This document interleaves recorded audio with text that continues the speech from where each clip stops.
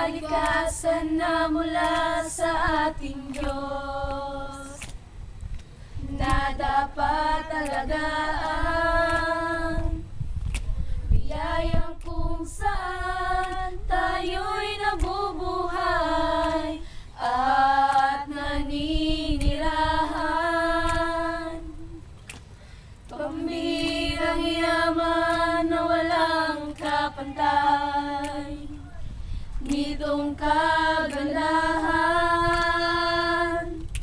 gawa ng kung may kapal na walang halong pag-alinlangan.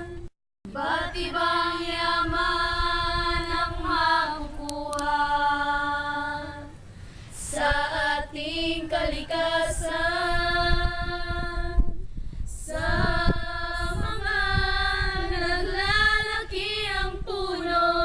sagana ang kagubatan,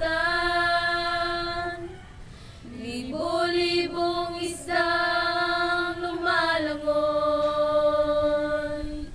sa saganang karagatan. Mga ibong malaya kay gandang pagmasdan sa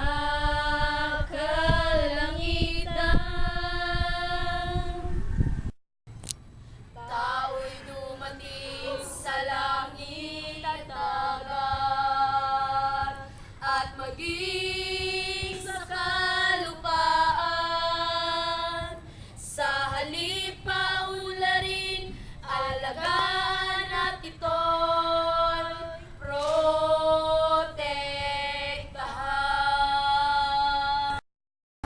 Sila'y naging marahas, iniisip ang sarili,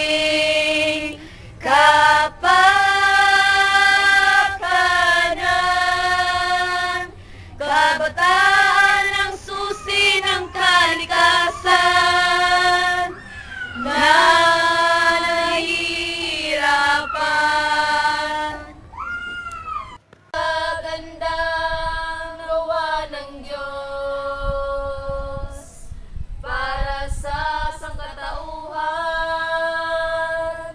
sa taglay nitong ganda, ito'y nagbibigay kaligayahan.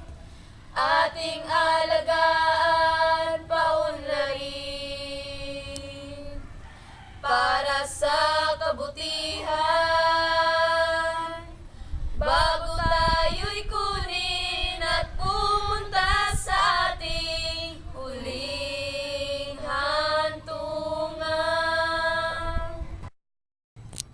Tao'y dumating sa langit at dagat, at maging sa kalupaan,